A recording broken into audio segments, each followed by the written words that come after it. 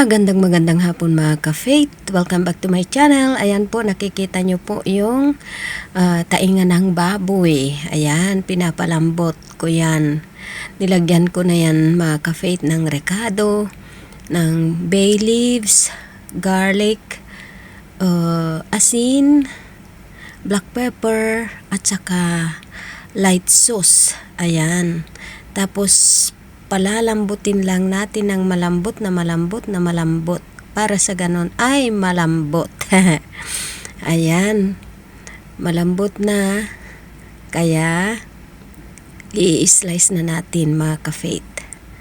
Ayan, pakakainin natin ang aking amo ng taingan ng baboy. Ayan, ito po nakita ko po sa restaurant mga ka-faith ng Chinese restaurant. Ayan, kaya gaya-gaya po tumaya tayo ngayon.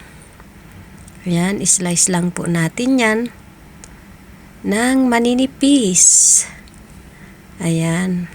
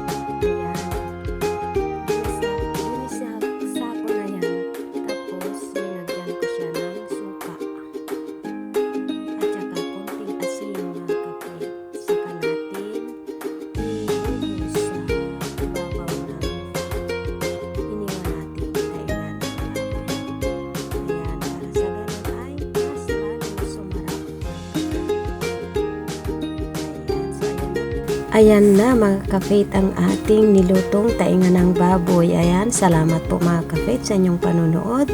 Salamat at nakarating kayo sa dulo ng aking video. Naway hindi po kayo magsawang sumuporta sa aking channel.